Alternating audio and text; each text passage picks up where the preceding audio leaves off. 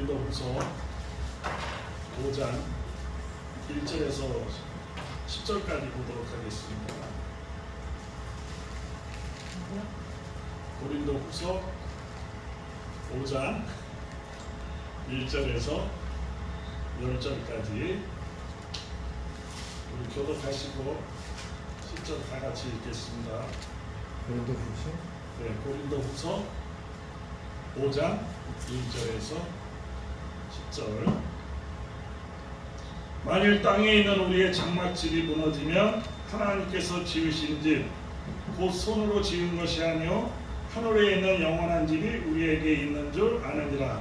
과연 우리가 여기 있어 단식하며 하늘로부터 오는 우리 젖으로 덧느끼를 간절히 삼아 이렇게 입으면 우리가 벗은 자들로 발견되지 않으려 함이라. 이 장막에 있는 우리가 짐진 것 같이 단식하는 것은 먹고자 함이 아니요 오직 덧느끼고자 함이니 죽을 것이 생명에게 섞임받게 하려 함이라. 곧 이것을 우리에게 이루게 하시고 보증으로 성령을 우리에게 주신 이는 하나님이시니라. 그러므로 우리가 감사에 담대하여 복음을 구할 때에는 주와 따로 구하는 이는 우리가 믿음으로 행하고 보는 것으로 행하지 아니함이로라. 우리가 담대하여 원하는 바는 차라리 몸을 떠나 주와 함께 구하는 그것이라. 그런즉 우리는 몸으로 있든지 떠나든지 주를 기쁘시게 하는 자가 되기를 힘쓰노라. 이는 우리가 다 반드시 그리스도의 심판대 앞에 나타나게 되어 각각 선악간에 그 몸으로 행한 것을 따라 받으려 함이라.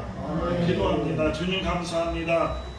2025년도도 여러 가지 우여와 국절 속에서도 고난과 환난 속에서도 넉넉히 이겨내며 끝까지 버텨서 끝내는 승리하노라고 주님 앞에 고백할 수 있는 하나님의 백성들로 삼아주시고 2026년도 또 새로운 마음과 새로운 영으로 주님과 합하여 다시 한번 시작할 수 있도록 은혜 베풀어 주신 주님 감사합니다.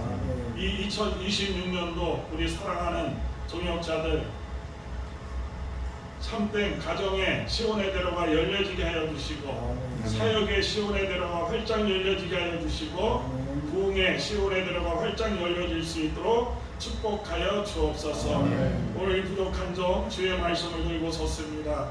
연약함 주님께서 감춰주시고 오직 하나님의 말씀만이 선포되게 하여 주시고 하나님께 설득당하는 거룩한 시간이 되게 하여 주옵소서. 감사드리며 예수님의 이름으로 기도합니다. 네. 저는 2026년도 시작하면서 죽음으로 한번 시작해 보겠습니다. 죽음으로. 죽어야 삽니다. 오늘 제목은 죽음 그 낯선 것과의 조우. 죽음 그 낯선 것과의 조우라는 주제를 가지고 오늘 말씀을 중심으로 일상적인 세상에서 얘기하는 그 죽음에 대해서 풀어가면서 이 성경에서는 그 죽음을 어떻게 해석해 주고 있는지 오늘 말씀을 통해서 살펴보도록 하겠습니다. 시중에 보면 낯선 것과의 조우라고 하는 책이 나와 있어요. 김창훈, 홍승동 두 사람이 공동 저자인데 이 책의 내용은 우리에게 익숙한 이 생각, 우리의 생각, 이 생각을 왜 바꿔야 하는지 그리고 이 생각을 바꾸면 어떤 삶이 가능한지를 일상의 사례와 최신 경제학, 사회학, 심리학 등등의 탄탄한 이론을 바탕으로 해서 이 설명해 주는 책이에요. 그러니까 우리들이 내면에 가지고 있는 이 나만의 생각이 있거든요. 나만의 생각. 뭐 자아라든지 무의식 속에 내가 생각할 수 있는 그 생각이 있는데 그 나만의 틀이 있어요. 나만의 프레임이 있어요. 누구도 생각하지 못하는 나만의 틀과 나만의 프레임이 있어요. 그것을 깨트려야 낯선 것과 조화할 수가 있다. 낯선 것과 조화할 수가 있고 나만의 생각을 넘을 때 새로운 세상으로 안내된다라고 하는 거예요. 새로운 세상으로. 그러니까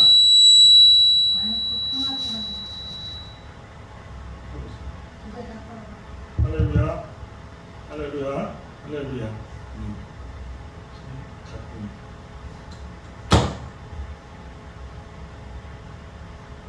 가끔 손에 이렇게 쥐고 있는 게 좀 불편해서.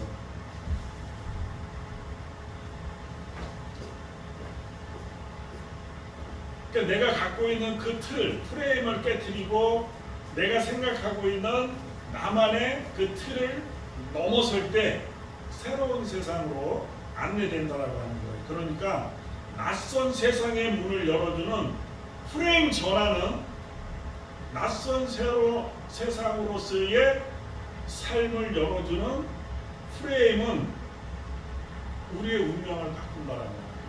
내가 생각을 바꿀 때, 내 생각을 바꿀 때.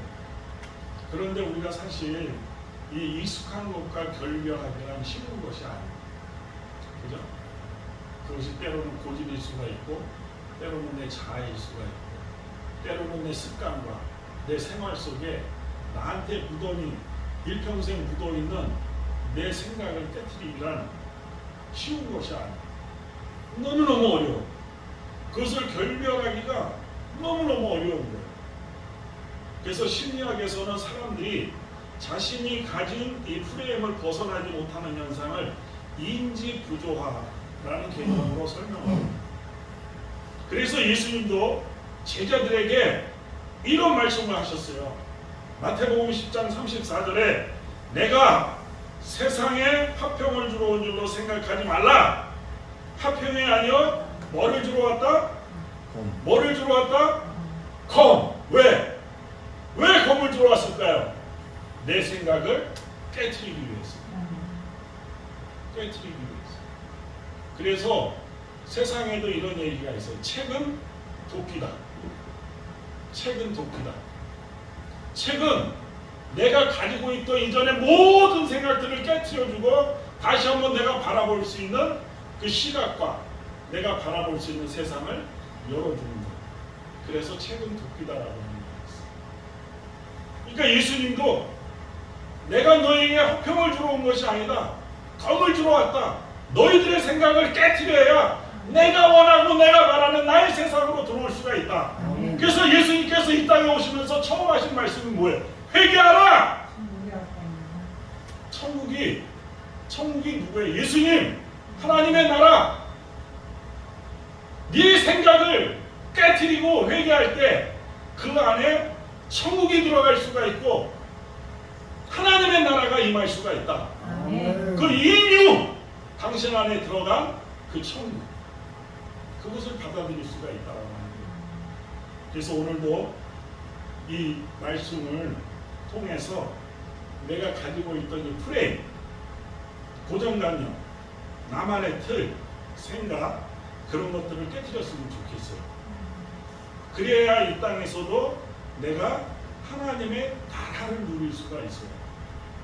하나님의 나라. 네. 하나님의 나라는 죽어서만 가는 것이 아니에요. 제가 늘 얘기하는 인류, 우리들의 마음속에 벌써 임한 거예요. 임한 거예요. 그 임한 하나님의 나라를 누린 사람만이, 고기도 먹어본 사람이 잘 먹는 것처럼 내 안에 임한 하나님의 나라를 누리고 즐겨본 사람이 천국을 소망할 수가 있고 이 땅에서의 어떤 환난과 고통과 역경과 질병과 죽음까지라도 다스리면서 그 천국을 소망할 수가 있는 거예요.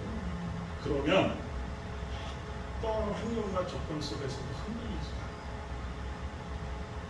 기도원에 소나무 뿌리 뽑으러 갈 필요도 없어요. 평생을 흔들리지 않으면서 살아갈 수가 있어요. 지금 천국이 사라져 버렸어요. 내 안에 있는 천국을 잃어버리고 살아가고 있어요. 내 마음에 있는 천국, 하나님.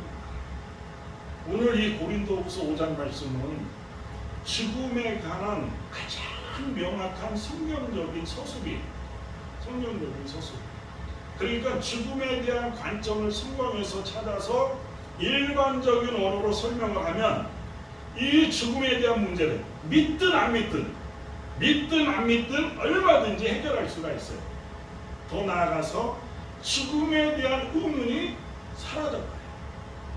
사라져요. 성경이 뭐예요? 죽음을 해결한 책이에요. 아멘. 천국. 죽음을 해결한 책이에요. 아멘. 여러분 가만히 다 들여다보세요. 모두 다 죽음에 대한 공포를 가지고 있잖아요. 죽음에 대한 공포. 그래서 죽음에 대한 대처라고 그럴까요? 그런 의미에서 오늘 들려드린 말씀을 통해서 이 죽음에 대해서 정확하게 인식함으로써 올바른 삶, 올바른 믿음 안에서의 삶을 살아갔으면 좋겠어요.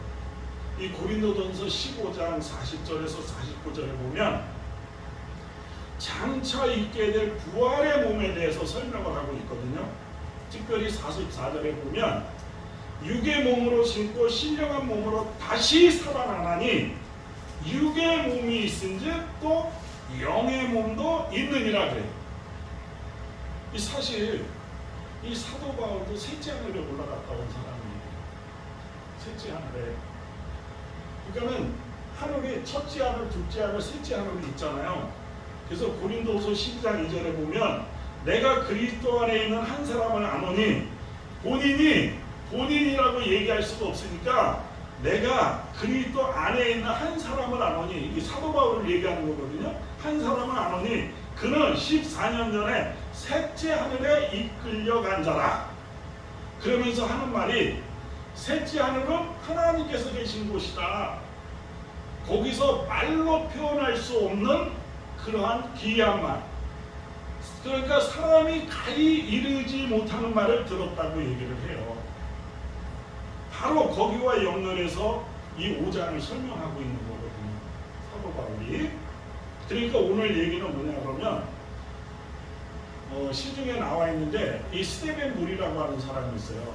이 영계 탐험이라고 하는 그 책을 쓴 사람인데, 이 스웨덴 물이가 이 영적 세계에 몰입한 후에 이 과학자였어요. 최고의 과학자였는데, 스웨덴의 최고의 과학자였는데, 이 영적 세계에 몰입한 후에 많은 저서를 남겼는데 그 중에 영계 탐험이라고 하는 책이 있어요. 영계 탐험이라고 하는 책을 보면 첫째 하늘, 둘째 하늘, 셋째 하늘이 있어서 첫째 하늘에 가는 사람들, 둘째 하늘에 가는 사람들, 셋째 하늘에 가는 사람들, 그렇게 해서 쫙 설명을 하는데, 이 천상 세계에 대해서 서술을 하고 있는데, 우리가 잘 아는 헬렌 켈러 있죠? 헬렌 켈러. 눈도 멀고 귀도 멀고, 그죠? 농아, 맹아. 그런데 미국의 이 저술가이자 사회복지 사업가. 그가 이 스테벤 머리의 영계 체험을 읽고 삶의 목적을 찾았다고 얘기를 하는데, 이런 얘기를 해요. 나는 더 이상 외롭지도 슬프지도 않았습니다. 스웨덴 보리를 알고 나서 영원히 죽지 않고 사는 천국이 있음을 알았기 때문입니다. 그리고 내가 천국에 가면 나는 더 이상 장애인이 아닌 것도 알았습니다. 우리 다 건강한 모습으로 부활하는 거예요. 신령한 몸, 그것을 신령한 몸이라고 얘기하고 있어요, 사도 바울이. 그뿐만 아니라 내가 다시 젊음으로 돌아가 청춘으로 영원히 살 수 있다는 것도 알았습니다. 나는 그의 저서를 읽은 후 죽는 것이 두렵지 않게 되었습니다. 라고 고백해요. 그러니까 헬렌 켈러가 이 천상 세계에 대한 얘기가 얼마나 실제적인지, 그 얘기를 읽고 지금 현재 이 땅에서 육체를 잃고 사는 곤욕스럽고 힘든 삶을 극복할 수 있었다라고 합니다. 오늘 본문 1절에서도 우리 몸을 뭐라고 그래요? 장막이라고 해요. 장막. 영어로는 텐트. 만일 땅에 있는 우리의 장막집이 무너지면 그랬는데, 이 텐트에 영어로 보면 텐트. 이 장막집이 너무너무 무거워서 짐진 것 같이 탄식한다고 그러죠. 그러므로 오늘 이 죽음이라고 하는 것이 과연 무엇인지 이 고린도후서 5장에서 폭발적으로 얘기하고 있어요. 이 얘기를 머릿속에 한번 집어넣어 보시고, 여기에 대한 자세한 설명은 제가 지금부터 일반적인 죽음에 대한 얘기를 할 건데, 그것을 듣다 보면 저절로 나오게 돼요. 이 우주 공간이, 이 지구가 하나님께서 운행하고 계신다라고 하는 사실을 이 일반적인 언어를 통해서도 우리가 깨닫게 돼요. 이런 얘기가 있어요. 낯선 것과의 조우를 통해 새로운 생각이 시작된다. 낯선 것과의 조우를 통해 새로운 생각이 시작된다. 멋있는 말이에요. 멋있는 말. 낯선 것과 만남을 통해서 새로운 생각이 시작된다라고 하는 거예요. 새로운 생각이. 이거는 이제 독일 철학자 하이데거가 한 말인데, 요즘처럼 이 혼란하게 짝이 없는 시대에 이 낯선 것들이 훨씬 더 많은 거예요. 그죠? 지금 AI 시대. 얼마나 우리가 혼란스럽고 얼마나 우리가 힘들어요. 그것을 읽어내고 그것을 교육받고 그것을 훈련하면서 그것을 이루어내기란 너무너무 어려운 거예요. 그런데 이런 낯선 것들을 외면하지 않고 그 낯선 것들이 걸어오는 말에 귀를 기울이면 전혀 새로운 세계가 열린다라고 합니다. 전혀 새로운 세계가. 그리고 익숙한 것들과 결별할 때 나는 새로운 삶을 살 수가 있다라고 합니다. 요즘 우리 특별히 우리 청년들이 살기가 어렵다고 그러잖아요. 취업하기가 어렵고. 근데 여러분, 이것은 경제가 나빠서가 아니에요. 경제가 나빠서가 아니라 이 낯선 것, 새로운 세계가 도래하고 있는데 여전히 사람들은 익숙한 방법으로 대처하기 때문에 혼란에 빠지는 거예요. 그래서 죽음도 마찬가지예요. 죽음도. 그러니까 가장 낯선 것들을 만날 때 낯선 것에 직면하고 그 낯선 세계가 걸어오는 말을 잘 들어서 대처해 나가면 정말로 훨씬 더 신나는 삶을 살아갈 수가 있다라고 하는 거예요. 자, 그러면 사람들에게 가장 낯선 것이 무엇일까요? 가장 낯선 것이 죽음이에요. 죽음. 그런데 뭐냐 그러면 이 죽음처럼 흔한 게 어디 있어요? 그죠? 죽음처럼 흔한 게 어디 있어요?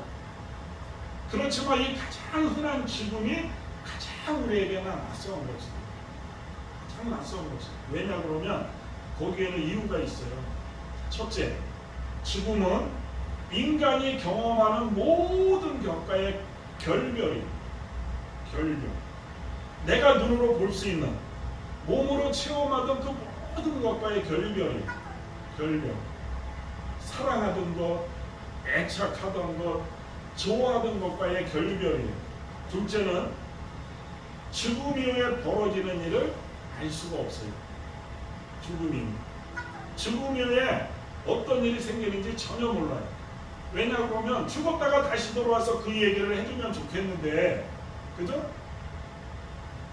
그 다음에 설사 그런 얘기를 한다고 그래도 그것을 믿지 못하죠. 셋째, 인간 홀로 감당해야 된다. 죽음이라고 하는 것은 인간 홀로 감당해야 한다. 그 낯선 죽음을 누구와도 동행하지 못하고 홀로 감당해야 한다는 거예요. 설사 아무리 너무너무 사랑스러운 인고 부부가 같이 죽는다 하더라도 죽음의 길은 따로따로 가야 하는 것이죠. 그래서 사람들은 뭐라 그래요? 죽은 정승이 삼계만도 못하다. 또 그 다음에 뭐라 그래? 개똥밭에 굴러도 이승이 낫다. 그런 얘기를 하는 거예요. 너무너무 죽음이 두렵고 죽음이 낯선 거니까. 그런데 사실은 죽음은 그렇지가 않은 거예요. 그렇지가 않은 거예요.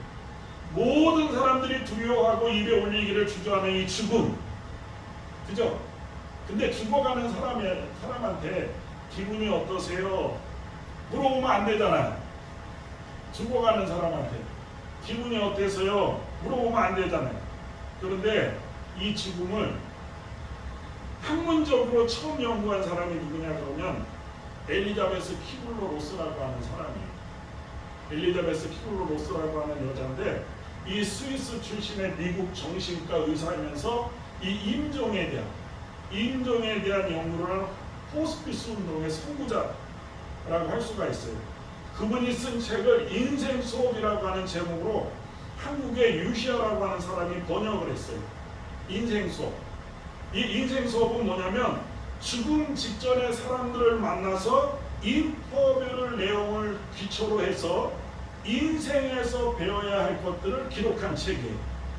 그러니까 이 엘리자베스 키블로로스는 처음으로 죽어가는 사람들에게 말을 걸어요. 말을 걸어요. 지금 기분이 어떠세요? 지금 기분이 어떠세요? 그렇게 물어보는 거예요. 그런데 그 질문을 받았을 때 사람들의 반응이 어땠을까요? 근데 의외로 그것을 물어주는 것에 대해서 긍정적으로, 호의적으로 생각들을 했다라고 하는 거예요. 즉 죽어가는 그분한테 기분이 지금 어떠세요? 호의적으로 긍정적으로 생각하는 사람들이 많았다고 그래요. 그래서 많이 인터뷰를 하고 그 내용을 학문적으로 정보를 해갖고 죽음학을 창시해요. 사나톨로지, 죽음학을 창시를 해요. 죽음학. 그러면서 엘리자베스 키블로로스는 이 불치병에 걸린 사람들의 신경적인 변화를 5단계로 얘기를 해요. 5단계. 우리가 식사를 하고 나서 좀 졸리죠?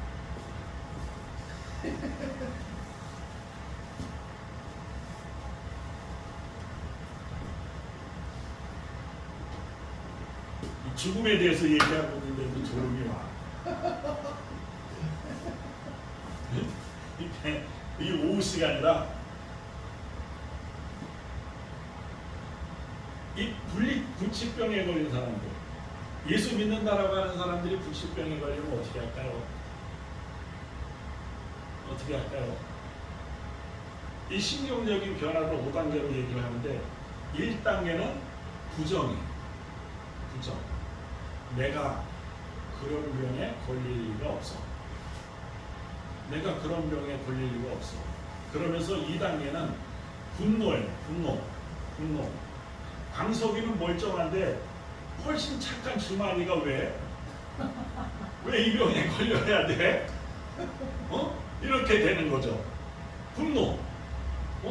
아니 저 욕심이나 많고 저 나쁘지 않은 저놈은 멀쩡하게 건강하게 저렇게 잘 살고 있는데 내가 왜 그동안 주일성수를 11조를 감사헌금을 그렇게 바쳤는데 나한테 왜 이런 병이? 분노를 하죠. 그러면서 세 번째는 뭐예요? 협상을 해요. 협상. 하나님, 이 병을 고쳐주시기만 하면 내가 이제부터는 착하게 잘 살겠습니다. 하나님만 전적으로 섬기면서 정말 착하게 살 테니까 이 병을 낫게 해주세요. 이 병을 낫게 해주세요. 그런데 아무리 그렇게 협상을 해도 낫지를 않아. 그러면 4단계로 우울한 상태에 빠져요. 자포자기 상태. 그러다가 5단계로 수용이에요. 수용. 이제 이 죽음을 어떻게 기정사실로 받아들여요. 기정사실로 받아들여요. 그런데 사랑하는 우리 많은 사람들이, 믿음의 사람들도 이 수용의 단계까지 못 가요. 수용의 단계까지. 우울한 상태, 분노한 상태에서 죽어요. 우울한 상태에서, 분노한 상태에서 죽어요. 그러한 과정을 얘기한 게 뭐냐면 바로 죽어가는 사람들과의 인터뷰에서 그 과정을 정립을 한 거예요. 그런데 가만히 생각해 보세요. 이 죽음의 과정이라고 하는 것은 있잖아요. 어떤 거냐면 우리의 사는 과정과 똑같아요. 우리 인생과 똑같아요. 예를 들어서 잘 살다가 내가 잘 살다가 우리들이 살다가 파산할 때도 있잖아요. 또 우리들이 살다가 갑자기 어느 날 갑자기 구렁텅이에 빠질 때가 있잖아요. 그러면 부정을 해. 아니야, 난 괜찮을 거야. 그러다가 분노해. 그러다가 협상. 그러다가 우울에 빠지면서 수용. 그렇게 함으로써 비로소 진짜 새로운 생각을 할 수가 있다라는 거예요. 다시 말해서 우리들이 그 많은 얘기들을 들으면서 끄덕끄덕 하면서 공감을 할지라도 그것이 우리 실제 삶으로 적용하기는 어렵잖아요. 성경의 가르침도 우리가 실제로 삶에 적용하기가 어렵잖아요, 지금.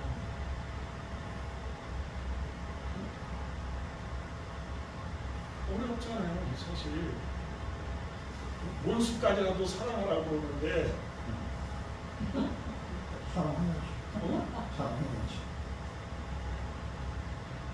쉬운 일이 아니잖아요. 그러니까 이 새로운 삶을, 새로운 생각을 살게 되는 것은 죽음의 과정을 거쳐야 되는데, 우리 목사님은 이 죽음의 과정을 거친 거야. 응? 이 죽음의 과정을 현재의 용어로 얘기하면 뭐예요?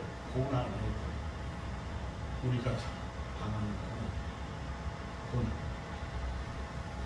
응? 우리들도 그러잖아요. 우리 몸이 병이 들었을 때, 병이 들었을 때 이렇게 몸에 해로운 음식은 칼같이 차단하잖아요. 이거 먹으면 안 돼, 이거 먹으면 안 돼.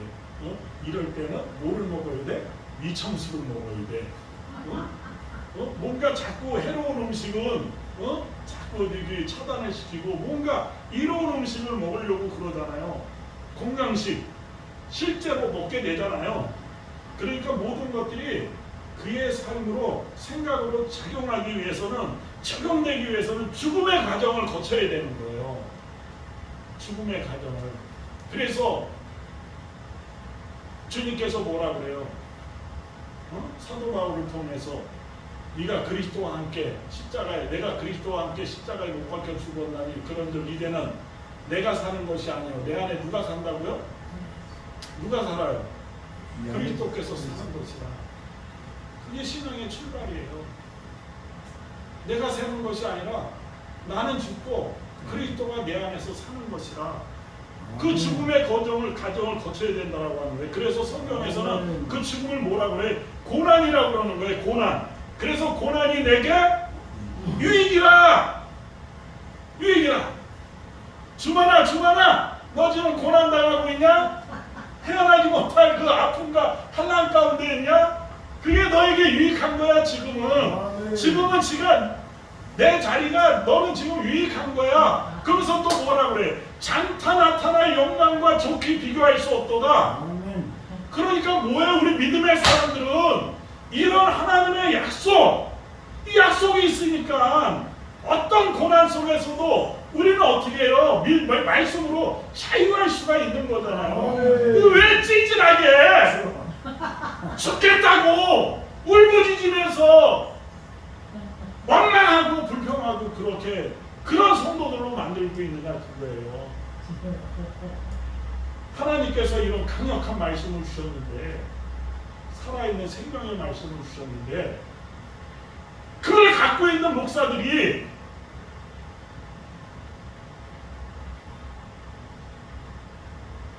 그러니까 하나님께서 지금 얼마나 가슴이 아프시겠어요. 지금 예수님이 공허한 십자가가 돼버리고 있는 거예요. 공허한 십자가.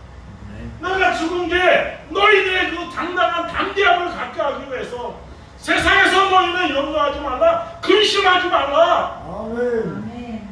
내가 다 짊어지고 갔다. 아멘. 그럼 그런 당당한 자녀들로 양육을 시켜야죠.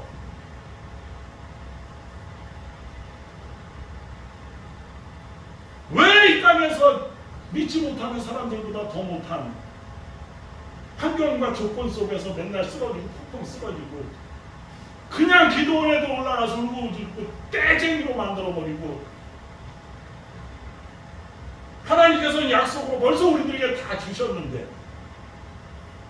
그래서 당당하게 살 수 있는, 아멘. 그 영광과 좋게 비교할 수 없는 아멘. 그 영광을 우리들에게 주셔서 주만에 너 당당해라.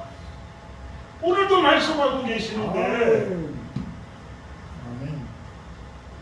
그러니까 여러분, 고난은 피하는 것이 아니라, 없애달라고 기도하는 것이 아니라, 그것을 어떻게 해서든지 지혜롭게 극복할 수 있는 힘을 달라고 하는 것이 기도예요. 아멘.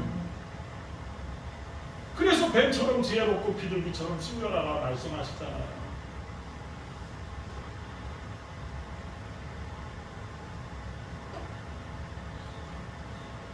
조금 흥분해. 저는 좀 날아가라고. 흥분하셔도 돼요. 돈 미겔 루이스라고 하는 멕시코 외과 의사가 있어요.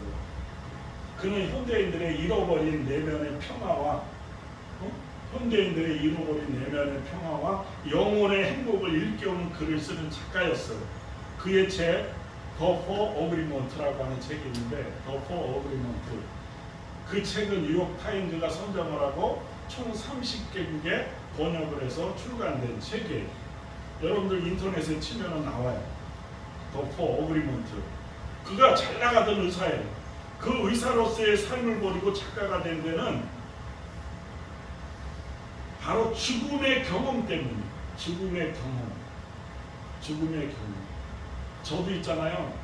이 고난 당할 때마다 내 생각이 더 깊어지고 더 넓어지는 그것을 말씀을 통해서 깨닫게 됩니다. 말씀.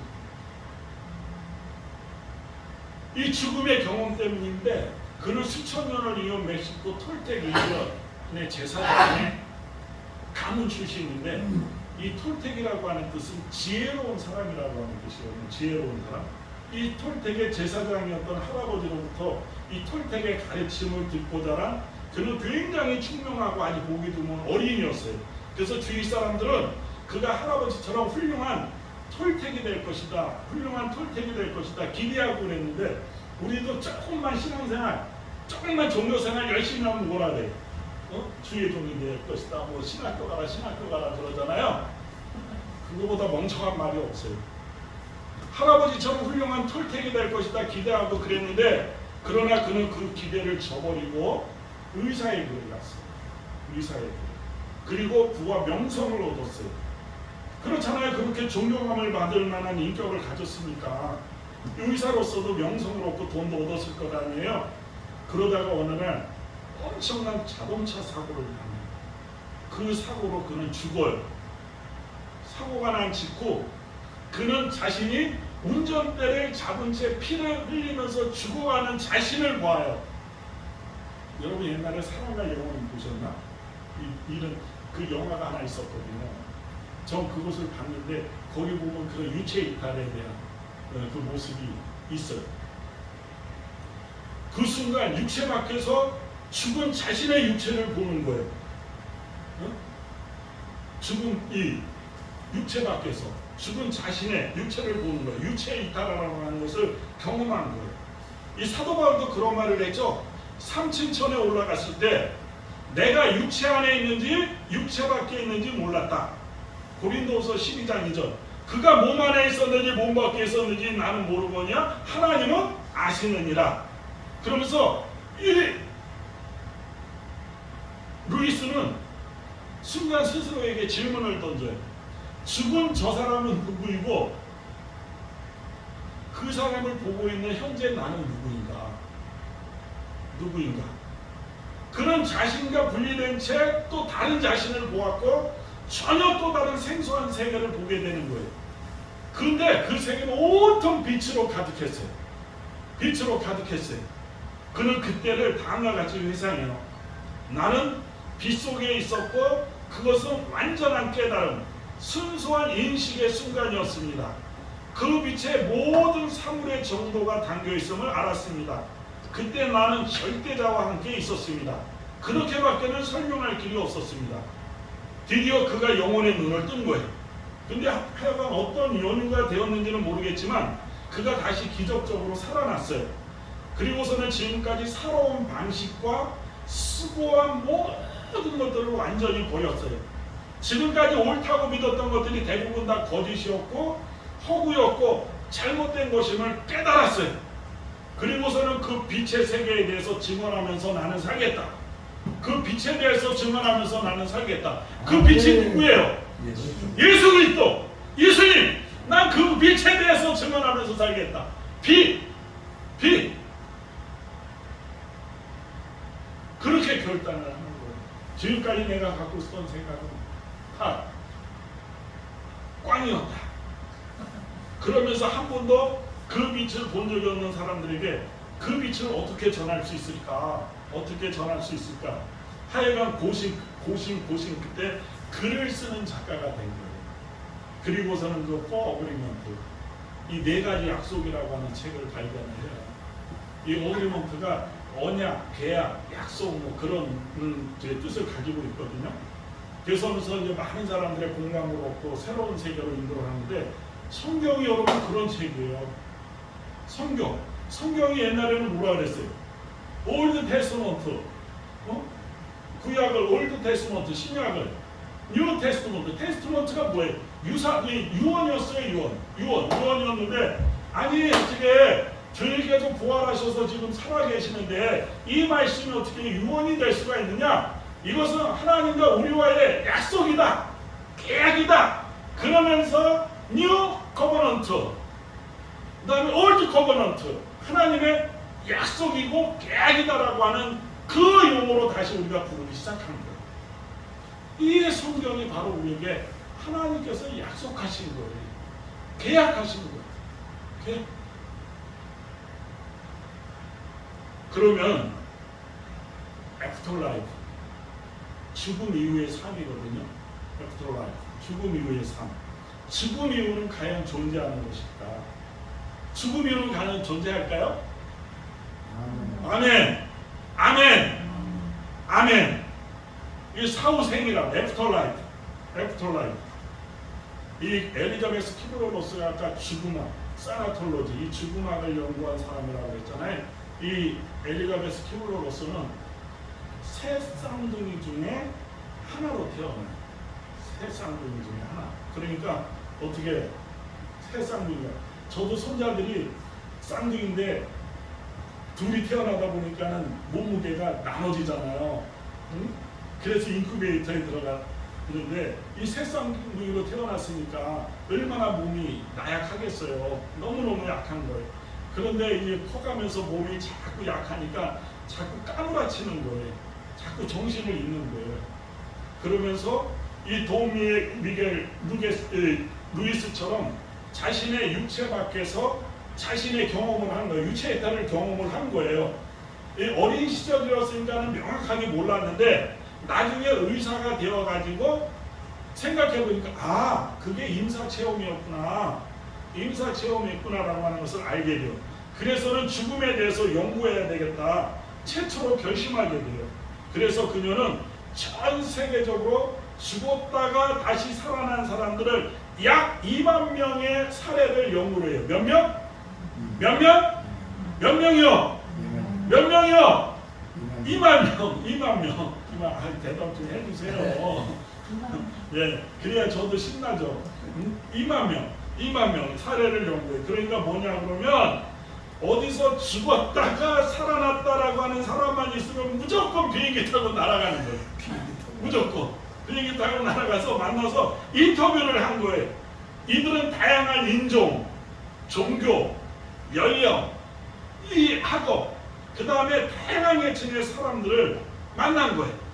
그 중에서 잠깐 기절했던 사람도 있고 자연적으로 깨어난 사람도 있고 심폐소생술로 살아난 사람도 여러 있는 거예요.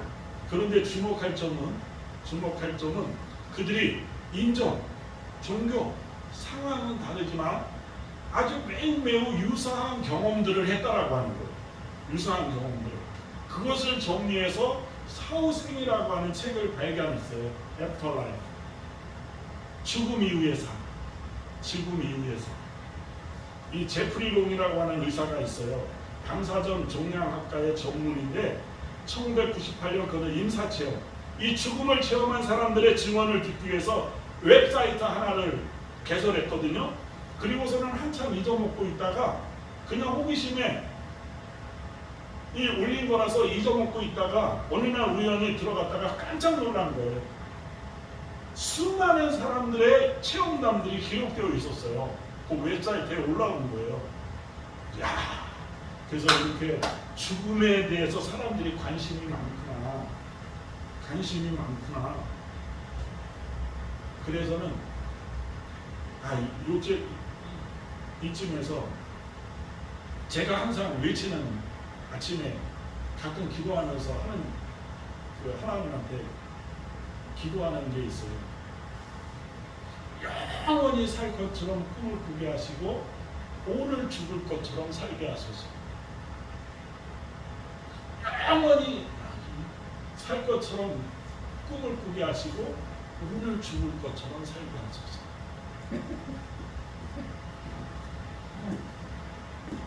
그렇게 사람이 죽음에 대해서 사람들이 관심이 많구나. 그래서는 올라온 이 재료들을 면밀하게 검토해서 신빙성이 대단히 높은 1300명의 사례를 분석 정리해서 죽음 그 후라고 하는 책을 발간했어요. 이게 다 이 나와 있는 책들이에요. 여러분들 다 보면 이 성경에서 얘기하는 이 언어와 얼마나 일치하는지 몰라요.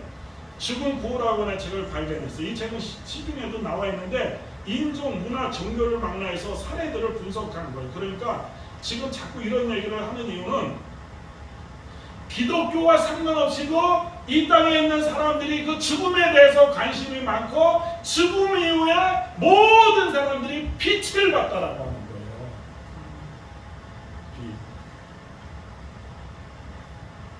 그런데 이 1300명의 체험은 또한 대단히 유사했어요. 죽음 그 후에 그 내용이 나와 있는데 그 공통점을 여러분들에게 말씀드리면, 첫째, 유체 이탈을 경험했다라고 하는 거예요. 죽어있는 저 사람은 누구고 보고 있는 나는 누군가, 이 유체 이탈을 경험을 했다라고 하는 거예요. 그러니까 육체가 영혼과 분리되어 있는 것을 자신의 몸을 보았다라고 하는 거죠.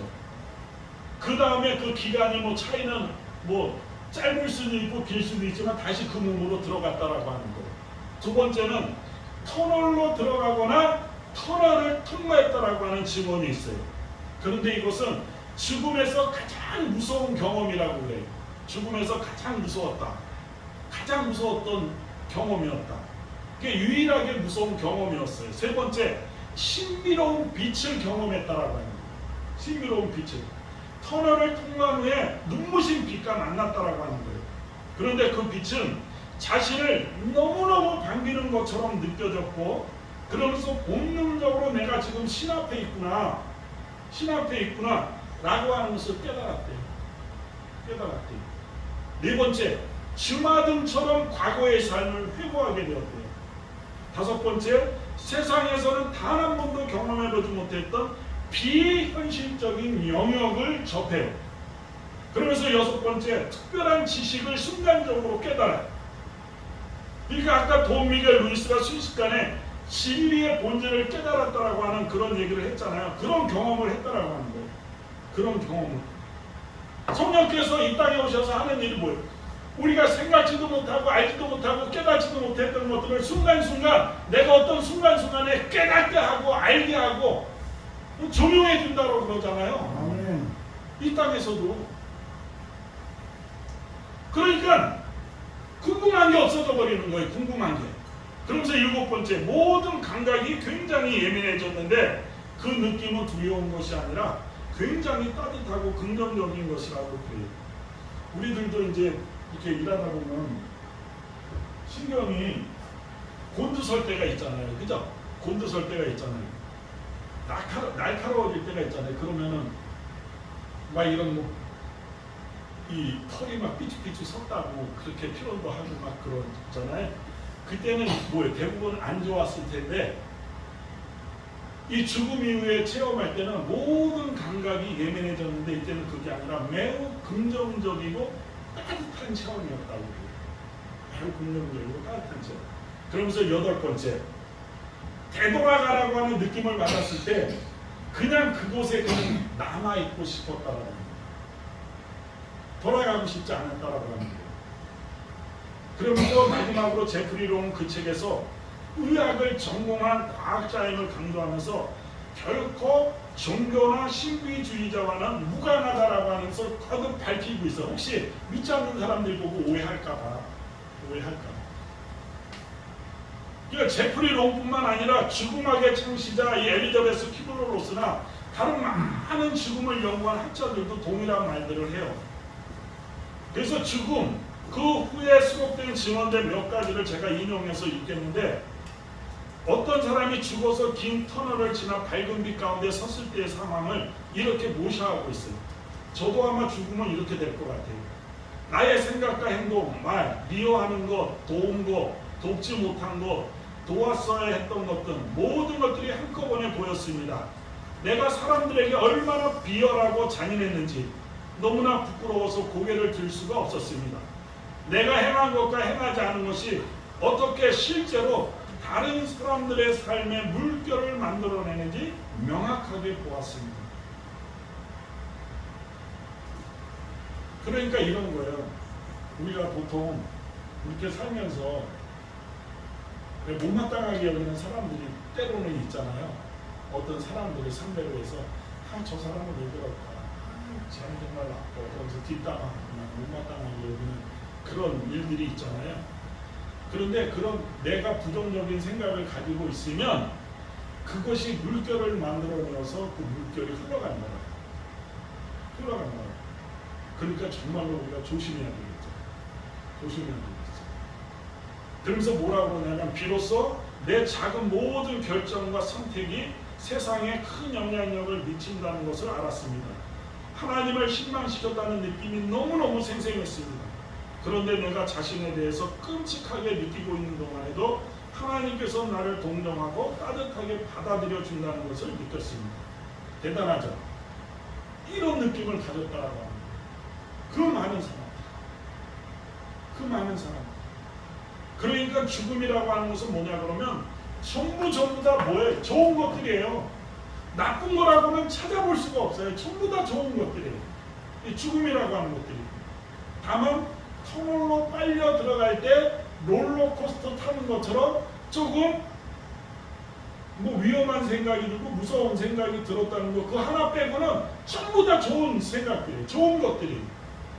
제가 이런 이야기를 하는 이유는 뭐냐 그러면 이제 우리가 죽게 되었단 말이에요. 내가 죽게 되었단 말이에요. 언제 죽을지 모르지만 내가 죽게 되었단 말이에요. 그럴 때 뭐예요? 이런 것들이 생각날 거 아니에요.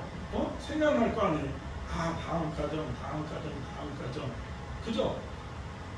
근데 거의 모든 사람들의 공통점은 이 심장과 숨이 멈춘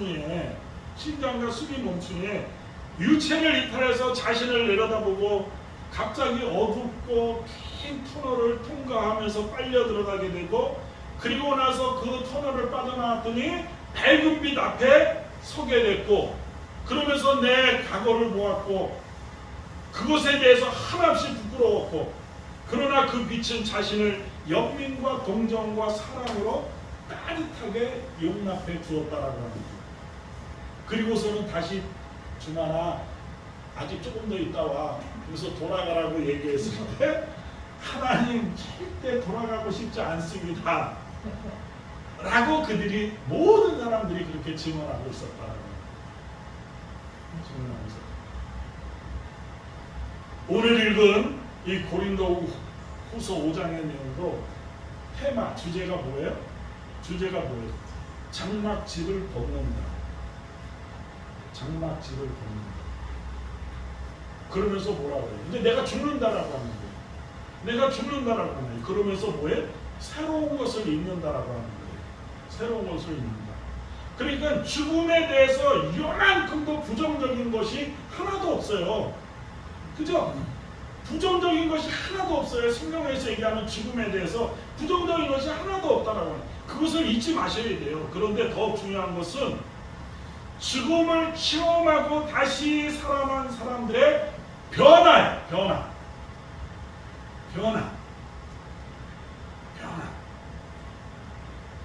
임사 체험 이후에 변화. 아니 사도 바울도 그렇고 예수님도 그렇고 회개하라 천국이 갖고 왔다. 하나님의 나라를 선포했는데 아까 뭐라고 그랬어요? 어떤 새로운 삶을 살기 위해서는 내가 죽어야 된다고 그랬잖아요. 죽음. 새로운 비전. 우리가 구원받았다라고 하는 것이 뭐예요? 이전의 내 삶에서 다른 새로운 세계로 내가 안내되었다라고 하는 거잖아요. 이것을 성경에서는 출애굽이라고 하는 엑소더스라고 하는 그 출애굽을 통해서 우리에게 알려주고 있잖아요. 이 엑소더스가 뭐예요? 엑소더스가 이 영어로 X가 뭐야? 밖으로의 밖으로. 여기는 비상구가 없네. 비상구가 뭐예요? EXIT가 익스트가 비상구잖아요. 그러니까는 여기에 어떤 어려운 일이 있을 때 클릭하라고 하는 얘기예요. 엑스던트,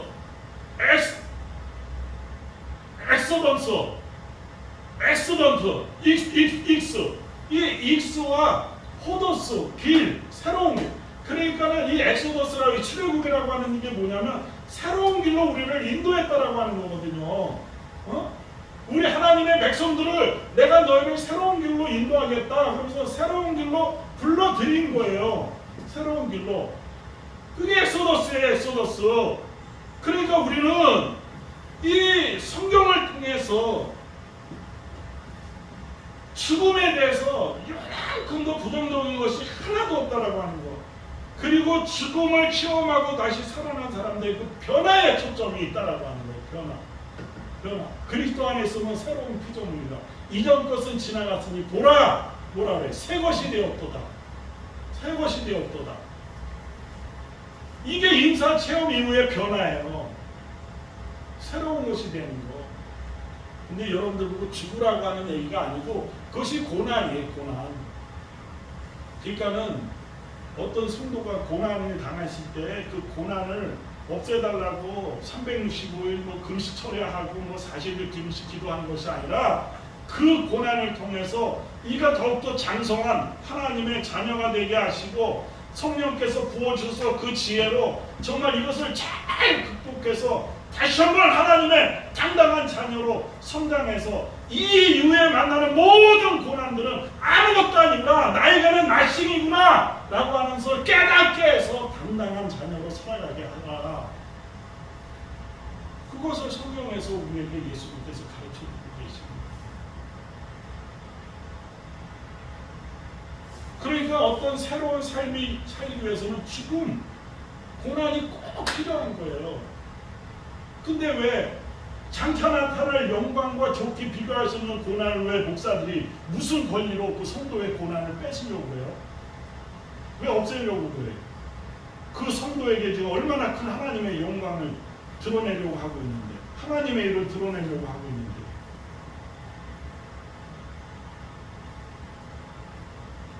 진짜 죽을 것 같은 고난의 자리, 죽음의 자리까지 내려가는 경험을 해야 된다라고 하는 거예요. 경험을.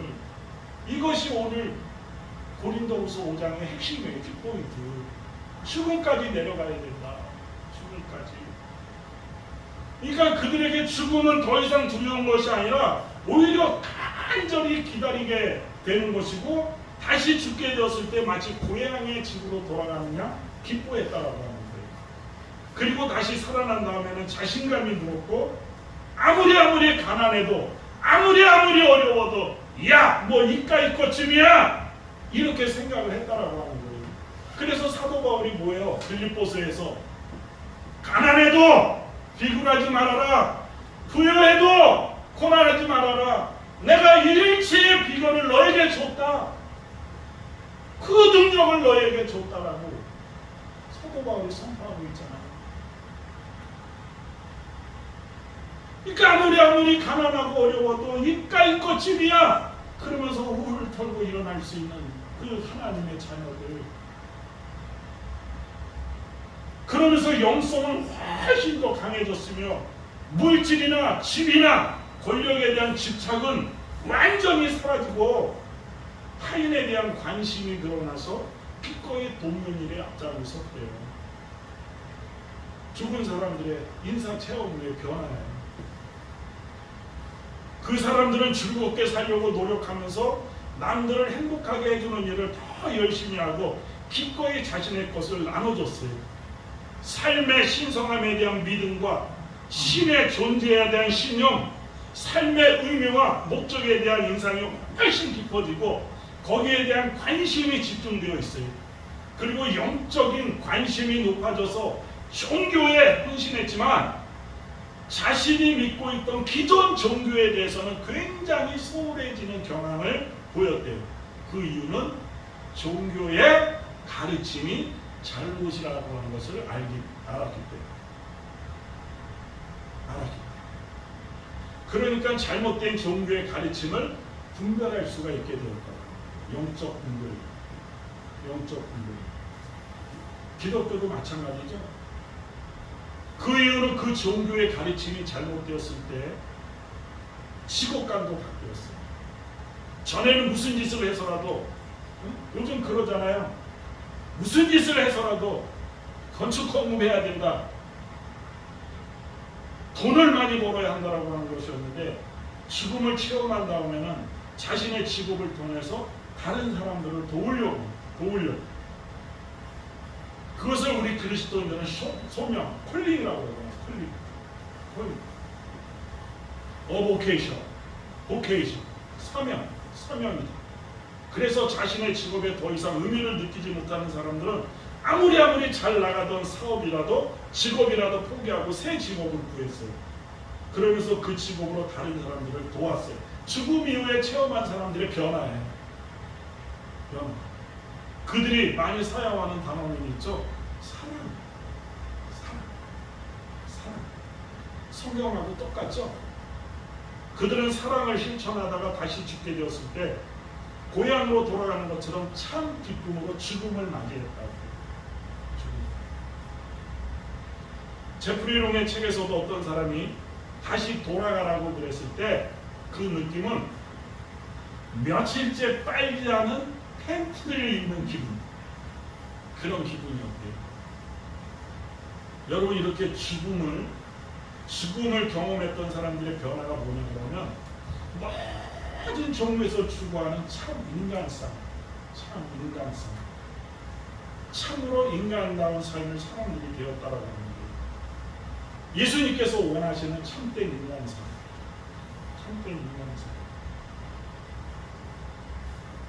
여러분, 제가 무엇을 얘기하고 있는지 아시겠어요? 이 죽음을 체험한 사람들의 변화된 모습. 우리 찬양하잖아. 나의 모든 것 변하고 그 피로 구속받았네. 나의 모든 것 변화. 그 피로 구속받은 사람들은 변하게 되어 있어요.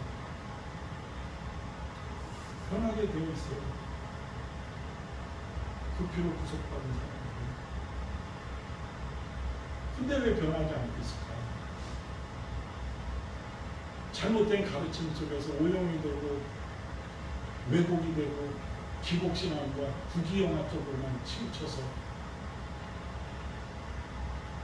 어떻게 해서든지 잘 먹고 잘 살겠다고 달려들지고, 경쟁과 죽음과 고통으로 가득한 이 세상에서 경쟁에 사로잡혀서 경쟁에 내몰려서 피눈물 나는 그 경쟁 속에서 살아야 되는데, 교회에 와도 교회에서도 경쟁을 일으키고 경쟁을 유도하고 경쟁을 하게 만들고,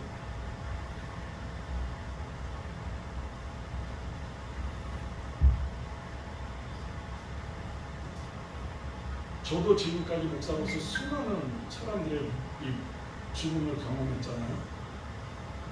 신방도 가야 되고, 큰 교회에 부교육자로 있을 때는 이게 뭐 아주 장례가 유사하게 일어나잖아요. 뭐 하루에도 막 2개씩 3개씩 일어날 때도 있고, 임종예배도 드려야 돼서 하여간 수도 없이 경험을 했어요. 한 번에 제가 춘천의 동기 목사님이 금요 철야 예배 한 번 와서 인도해 주세요 해서 갔더니 이 암 선고를 받고 병원에 성도가 입원해 있는데 신방을 좀 다녀와 달라고 같이 한번 가자고. 그래서 거기 사모님하고 같이 갔죠. 갔는데 그 성도님이 가서 갔는데 여기에 손목에 복수라고 써 있더라고요. 복수라고. 왜 복수? 뭐 이렇게 복수를 하고 싶었어요? 지금도 복수하지 못한 일들이 있습니까? 응? 그러면서 제가 죽음은 끝나는 것이 아니라 돈 있는 것입니다. 그걸 다 용서하시고 하나님의 나라에 가셔서 돈 있는 하나님의 축복과 은혜 속에서 이 천국을 마음껏 누리세요. 그렇게 신방가라고 돌아왔는데, 돌아오자마자 돌아가셨습니다. 전화가 왔는데.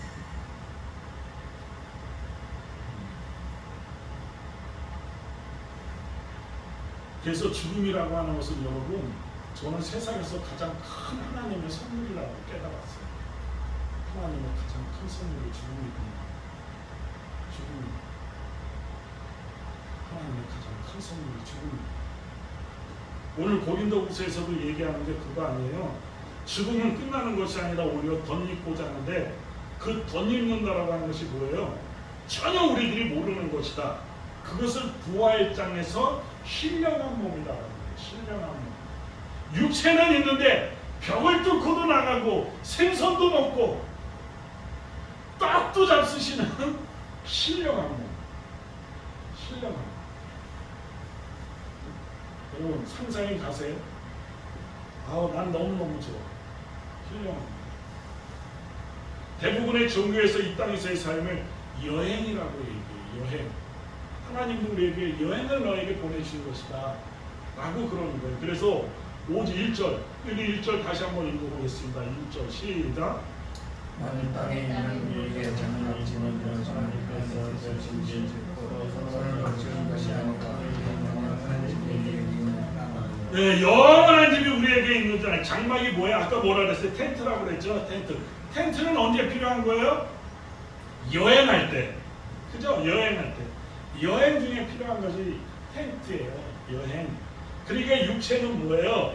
텐트다 그 소리예요. 텐트다. 어? 여행 중에 필요한 텐트다. 그런데 이 육체가 끝나면 다 끝나는 줄 알고 사람들은 뭐예요? 편정 내고 이어붙이고 땡기고 늘리고. 그래서는 우리 저 젊었을 때 가장 인기 있는 여배우가 엘리자베스 테일러거든요. 이 엘리자베스 테일러가 코가 점이 코 옆에 있었어요. 근데 나중에 늙었을 때 이 코가 어디로 옮겨가는 줄 알아요? 귀 쪽으로 옮겨갔어요. 귀 쪽으로. 뭔 말인지 모르시네. 너무 땡기고 밀었더니. 응? 땡기고 밀었더니. 그런데 여러분 여행마다 그 기계가 수준이 달라요. 그죠? 여행마다 우리가 하나님께서 여행을 보내주셨는데 그 기간과 수준이 달라요. 긴 여행도 있고 짧은 여행도 있고 초호흡한 여행도 있고 배낭여행도 있잖아요. 우리 옛날에는 무전여행이라고 있었어요. 무전여행. 이처럼 여러 가지 각양각색의 여행이 있어요. 그런데 여행 중에 부족한 것이 있으면 어떻게 해요? 대체품을 찾죠. 젓가락이 없으면 나뭇가지를 잘라서 먹기도 하고, 없을 때는 또 할 수 없이 견디기도 하고, kum식도 하고, 그렇게 하면서 가는 거예요. 근데 그 다음에 여행 중에 제일 꼴보기 싫은 사람이 누구예요? 누굴까요? 자기 것만 챙기는 사람. 자기만 좋은 데서 자려고 그러고 자기만 좋은 거 먹으려고 그러고 그 자기 것만 챙기는 사람. 그죠? 꼴보기 싫죠. 그 다음에 여행 중에 숙지하는 사람 있어요? 없어요. 이거 잘 들으셔야 돼요. 숙지하는 사람 없어요. 근데 여러분 우리의 삶이 지금 여행인데, 하나님께서 이 지구에 보내주신 여행 기간인데, 근데 지금 우리들은 숙지하는 것처럼 살고 있잖아요. 생각해 보세요. 숙지하는 것처럼 살고 있잖아요. 여행을 보내서 숙제를 내주는 부모님이 어디 있어요? 왜 여행을 보내요? 어떻게 해서든지 다 풍성한 삶을 살라고 여행을 보내는 거죠. 다 넓어지고 깊어지고. 하나님도 마찬가지예요. 이 지구가 얼마나 아름다운 별인데, 세상에서 제일 아름다운 별에 우리들을 가장 사랑하셔서 보내신 거예요. 근데 숙제처럼 살아요. 종교생활 숙제처럼 살아요. 10번을 교회를 가야 되고, 뭘 먹고 살라고.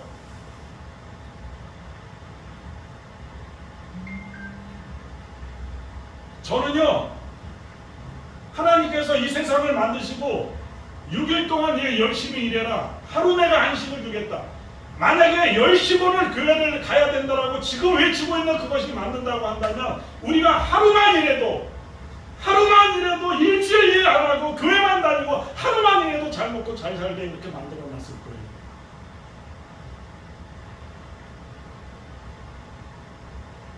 종교생활이 지금 숙제처럼 하고 있는 거예요. 숙제처럼. 이 대한민국 치열한 곳이 없잖아요. 이 대한민국처럼 얼마나 치열한지 몰라요. 얼마나. 안 그래도 살 수 있는데 왜 그렇게 치열하게 살아가는지 모르겠어요. 서로 돕고 나누고 해야 할 우리들이, 그런데 아무리 초합한 여행이라도 집에 돌아와서 공유하는 말이 있어요. 집 떠나면 개고생. 그러니까 집이 최고다라고 하는 거예요. 집이 최고다. 그래서 오늘 본문에서 뭐예요? 돌아갈 본향의 집이 있다라고 하는 거예요. 충만아 돌아갈 본향의 집이 있다. 너 이곳에서 있거나 걱정 말아라. 너 돌아올 본향의 집이 있어. 내가 네 집 마련해 놨어. 하늘에 있는 영원한 집이 우리에게 있는 줄 아느니라. 믿으세요?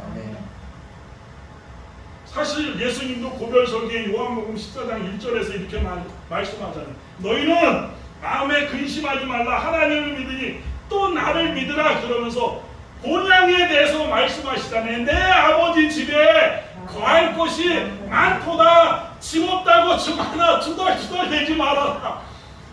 너 하늘에 집이 있어. 집이 있어. 그 집 살려고 너무너무 애태우고 너무너무 치열하게 살지 말고 하늘에 내가 마련해 놨으니까 너 그냥 누려. 이 아름다운 지구의 별에서 별을 반짝반짝 빛나는 별을 보면서 누려. 영종대교 하루에 수차례 왔다 갔다 하면서도 그 바닷가를 보면서 누려. 그러면서 뭐라고 그래요? 내가 너희를 위하여 거처를 예비하러 가노니. 주님께서 예비하러 가신대요. 예비하러 가노니 아버지께서 계시는 본향집에 가서 너희를 위하여 거처를 예비하면 내가 다시 와서 너희를 내게로 영접하여 나 있는 곳에 너희도 있게 하리라. 아멘. 아멘. 아니 이런 하나님의 약속이 있는데, 아멘. 이런 주님의 말씀이 있는데 내가 어찌 이 땅에서 치졸하게 피굴하게 살아갈 수가 있어요. 아버지. 자, 우리들이 고린도전서 13장을 사랑장이라고 그러죠. 사랑장. 그 사랑은 하나님의 아가페 사랑이고 그 사랑은 완성이거든요. 그죠? 사랑의 완성. 저도 있잖아요. 이 나이가 들어가니까 여기저기 아픈 곳이 천재예요. 어떻게 해도 안 나. 어떻게 해도 안 나. 네? 그래서 수술을 할까요? 하나님 수술해라. 이렇게 수술했어. 수술했는데도 그게 재발이 되네. 안 나. 안 나. 또 아파. 그래도 그냥 가는 거예요. 그냥 가는 거예요. 근데 저한테 유일한 소망은 하나님께서 사랑으로 나를 완성시킨다고 약속하셨잖아요. 거처를 마련해놓고 나를 완성시킨다고. 그러니까 제가 믿고 의지하고 소망하는 것도 오직 그거 하나예요. 오직 믿고 의지하고 소망하는 거. 그래서 천국 가고 싶은 거예요. 저는 이 땅에서도 천국을 누리고 죽어서도 내가 천국을 꼭 가겠다. 그것이 뭐냐? 하나님을 가장 사랑하는 것이다. 이웃을 내 몸처럼 사랑하는 것이다. 여러분, 죽는다라고 하는 게 뭐예요? 그래서 죽는다라고 하는 게 가장 사랑하는 하나님을 얼굴을 맞띄어 보는 거라고 그러잖아요. 고린도전서 13장에서. 그게 죽음 이후예요. 고린도전서 13장 12절에 보면 우리는 지금은 거울로 보는 것 같이 희미하나 그때에는 죽음 이후에는 얼굴을 대하여 볼 것이요 지금은 부분적으로 하나 그때는 주께서 나를 아신 것 같이 내가 온전히 아니라 그것을 가르쳐 주신 분이 누구예요? 하나님. 거기다가 오늘 본문에 보니까 거기다가 보증하셨어요. 뭐로 보증하셨어요? 성령으로 보증하셨어요. 성령. 여러분, 무슨 성령을 회기만측하게 칼이나 휘두르고 무슨 영화에 나올 법한 그런 것으로 너무나도 왜곡되고 오용되어 있는데 성경에서 얘기하는 성령은 세 가지 정도. 첫 번째는 하나님의 깊은 것을 통달케 하는 것이라고 했고, 두 번째는 살리는 영, 세 번째는 하나 되게 하는 거. 오늘도 본문 5절에 보니까 곧 이것을 우리에게 이루게 하시고 보증으로 성령을 우리에게 주신 이는 하나님이시야. 성령까지 주신 거예요. 성령까지. 모든 것을 가르쳐 주시고, 야 충만아, 너 죽은 후에 나와 얼굴을 맞대어 볼 거야. 그러니까 이 땅에서 사는 고난, 질병, 고통 속에서도 당당하게 살아. 그까이 거 아무것도 아니야. 이겨낼 수 있어. 이겨내, 충만아. 그러면서 이겨낼 수 있는 그 힘을 내가 부어줄게. 그래서 성령을 보증으로 주셨다라고 하는 것이에요. 이것을 알아버렸는데 뭐가 그렇게 죽음이 무섭고 벌벌벌벌 절절절절 떨 수가 있어요. 그래서 사도 바울이 뭐라 그래요? 죽음아 와라. 죽음 갖고도 놀고 있잖아요. 죽음을 갖고 놀아요, 사도 바울. 그러니까 자기가 어떤 생각을 갖고 있느냐, 그것이 그의 삶을 규정을 하는 거예요. 규정. 올바른 생각, 올바른 믿음이 자기의 삶을 규정하니까 올바로 사는 거예요. 올바로. 그래서 예수님의 영성이 있잖아요. 종교에 뿌리박은 영성이 아니라 헌신에 뿌리박은 영성이에요. 헌신에 뿌리박은 영성. 그런데 전도봉사헌금 종교행위 열심히 해서 하나님께 복 받아야겠다. 거기에서 받는 복이 뭐예요? 전도봉사헌금 종교행위 열심히 해서 하나님께 복 받겠다고 그러는데 거기서 받는 복이 뭐예요? 뭐예요? 말씀 좀 해주세요. 뭐예요? 현세적인 복이에요. 현세적인 복. 이 땅에서 잘 먹고 잘 살고, 그죠? 그죠? 무병장수, 부귀영화. 아무리 해보세요. 오나 아무리 해보세요. 오는가. 여러분, 진리는 100사람이 그렇게 하면 100사람이 그렇게 되는 것이 진리예요. 100사람이 그렇게 했는데 한 사람만 그렇게 해서 그 한 사람이 잘 됐다고 그 사람을 데리고 나서 간정을 시켜버려. 그러면 99명은 뭐예요? 루저가 되어버리는 거예요. 실패자, 신앙의 실패자가 되어버리는 거예요. 낙인 찍히는 거예요. 너 기도 조금 했지, 너 헌금 조금 했지, 너 봉사 조금 했지. 나고자 루저로 만들어 보는 거예요. 신앙의 루저. 얼마나 무시무시한 일이 지금 교회에서 이루어지고 있어요. 그래서 안 오면 어떻게 해? 하나님 욕하고, 그리고 그런 사람에게 있어서 하나님 뭐예요? 감시자가 되는 거예요. 감시자. 너 11조 떼어 먹었어? 에이, 교통사고나 나라. 그렇게 가르치잖아요. 11조를 안 내면 11조보다 더 많이 돈이 들어가는 불행을 당하게 된다. 그런 식으로 가르치는 하나님을 왜 믿어요? 목숨 걸고 저항해야지. 그래서 호사에 보면은 이스라엘을 향하여 따지라고 해요. 따지라. 그 어머니를 위해서 따져라. 잘못 가르치는 교회 왜 그렇게 가르치고 있습니다. 가르치고 있습니까? 하나님의 말씀은 이게 진리인데 왜 그렇게 왜곡하고 오용해서 가르치고 있습니까? 따지라 그래요. 따지라. 그러면서 여호와께로 돌아오라. 여호와께로 돌아오라. 그런데 얼마나 많은 기독교 교회에서 그렇게 가르치고 있어요. 정말로 정말 올바른 삶을 살아가는 것은 있잖아요. 그래서 우리가 잘 사는 것, 웰빙은 웰다잉의 문제, 웰다잉의 문제. 죽음에 대한 올바른 이해로부터 잘 먹고 잘 살 수가 있어요. 잘 먹고 잘 살 수가 있어요. 잘 먹고. 오늘 이 죽음에 대한 가르침이 오늘 듣는 우리의 삶을 완전히 새로운 삶으로 전개되어지기를 저는 소망해요. 우리의 삶을 결정하는 것은 자아상 프레임이에요. 생각의 프레임. 내가 나를 어떻게 생각하는가가 내 삶을 규정하는 거예요. 그런데 우리는 내 삶에 주님이라고 하는 의미를 부여한 자아상을 가지고 살아가는 그리스도인이래요. 그리스도인이라고 하는 것이 뭐예요? 그리스도에게 속한 사람이다라고 하는 뜻이에요. 그리스도에게 속한 사람. 그래서 우리들의 모든 행동들이 주님께서 주신 말씀의 의미가 프레임으로 연결이 될 때 힘을 받는 거예요. 힘을. 여러분, 기독교가 처음 일본에 전파됐을 때 일본 정부는 이 나무 십자가를 땅에 높여놓고 기독교인들을 그 위를 밟고 지나가게 했어요. 이를 거부하면 바로 옆자리에서 죽었어요. 옆자리에서. 지금 CGV에서 신의 악당이라고 하는 영화가 상영되고 있어요. 보셨어요? 그거 보세요.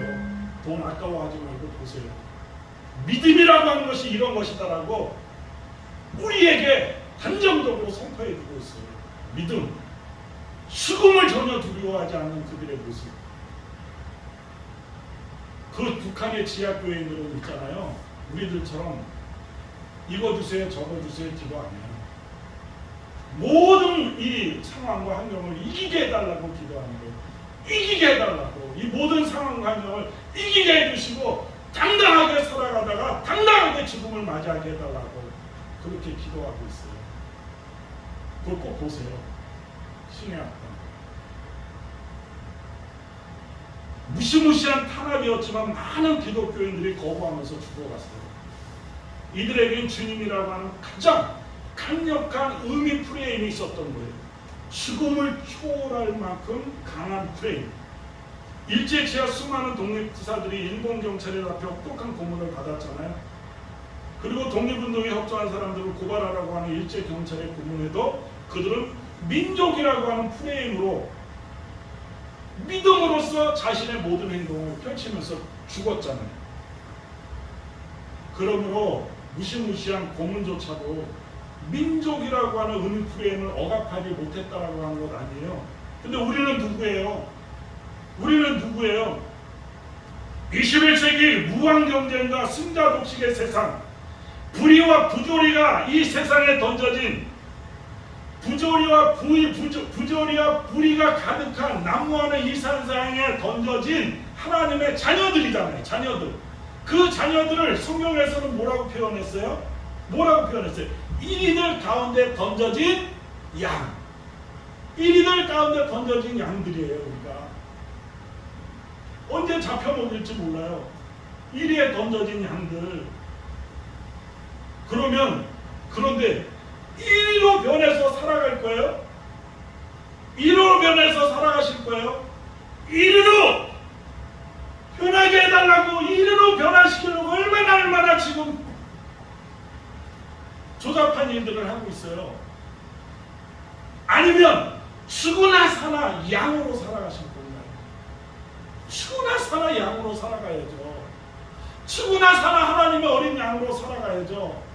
죽으나 사나 이리들 가운데 던져진 양들처럼 살아가야죠.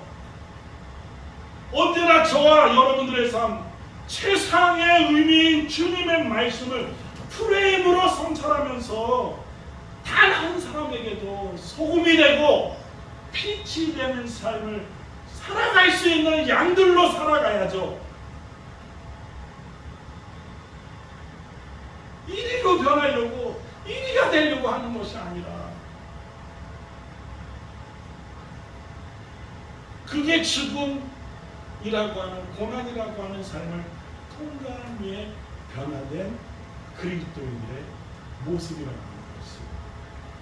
오늘 우리 정말 이 땅에서 광야 같은 무한 경쟁 의식 속에, 무한 경쟁 승자 독식의 세상에 던져진 우리들이지만 하나님께서는 모든 이 방법과 강구를 마련해 놓으시고 우리들이 어떻게 살아갈 수 있을지에 대해서 하나님께서는 지금도 우리들을 돌보고 계신다라고 하는 사실. 그러므로 죽음, 두려운 것이 아니라 그 죽음을 기쁘게 받아들일 수 있는 그런 하나님의 자녀들이 된다라고 하는 그 사실. 그래서 이 땅에서의 당한 그 모든 고난과 슬픔과 환난과 고통, 죽음까지라도 넉넉하게 이겨내며 승리하며 이 땅에서 하나님의 주님의 그 완벽한 약속 안에서 살아갈 수 있는 저와 여러분들이 되시길 주님의 이름으로 축원드립니다.